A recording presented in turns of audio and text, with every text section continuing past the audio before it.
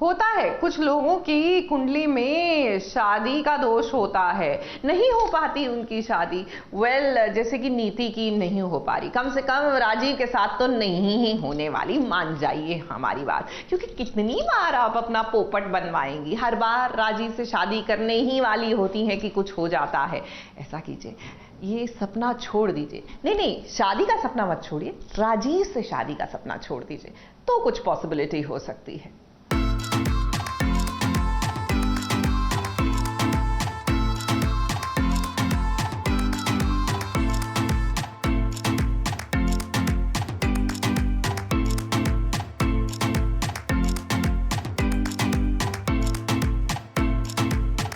भाई वाह, शादी में दुल्हन का हेरफेर तो देखा ही था, आज देख लीजिए दूल्हे का हेरफेर।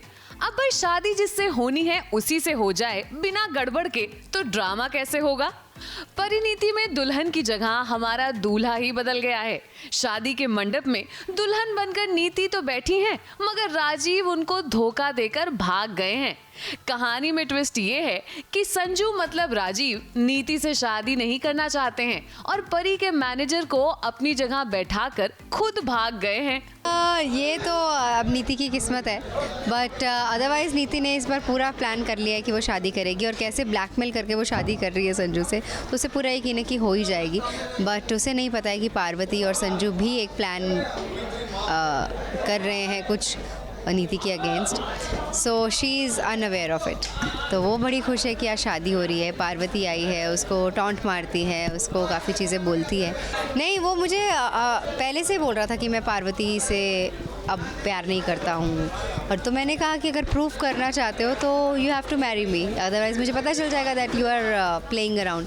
तो फिर वो हाँ कर देता, उसे मजबूरी में हाँ करनी पड़ती है, क्योंकि मैं कहती हूँ वरना फिर मुझे तो लगेगा कि तुम झूठ बोल रहे हो। ऑफ कोर्स अभी वो भाग जाता है, एक्चुअली हमें पता नहीं होता वो सहरे के, क्योंकि दलजीत का कुछ है वहाँ पर जो संजू हमसे छुपा रहा है, और दलजीत को पता चल गया है कि सच क्या है, तो वो हमें बताने आ रहा है, और इसको पता चल गया कि दलजीत आ रहा है सच बताने, so he has to stop him. तो वो उसे रोकने के लिए चला जाता है किसी और को मंडप में बिठा के।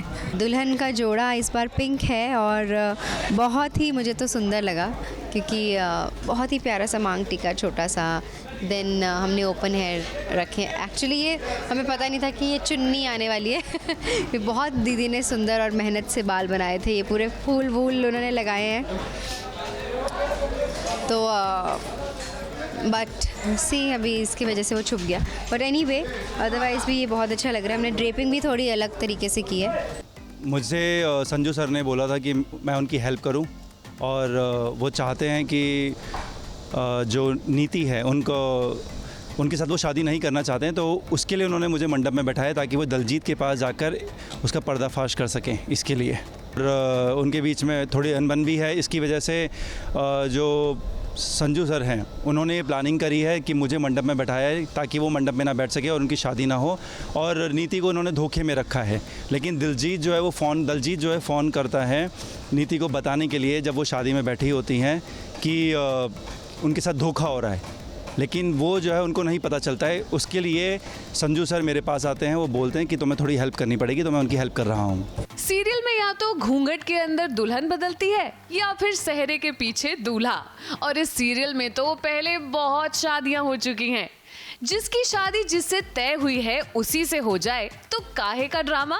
मजा तो तब आएगा जब नीति के सामने ये सच आएगा कि उनकी शादी संजू से नहीं बल्कि परी के मैनेजर से हुई है। जब रिवील किया जाएगा और जब नीति को पता चलेगा तो वो गुस्सा होंगी। मेरी थोड़ी सी बात हुई थी टीम से, तो उन्होंने मुझे बताया कि वो आपसे भी थोड़ा बदला लेने की कोशिश करेंगी। मैं ऑलरेडी सपोर्ट में हूँ, क्या कहते हैं, पार्वती मैम के। मैं उनका मैनेजर हूँ, तो मैं नीति मैम को तो सपोर्ट कर ही नहीं सकता। अब देखना ये है कि नीति इस धोखे का बदला आखिर राजीव से कैसे लेंगी, जब उन्हें पता चलेगा कि मंडप में उनकी जगह राजीव नहीं बल्कि परी का मैनेजर था। मुंबई से भुवन सिंह के साथ एबीपी न्यूज रिपोर्ट।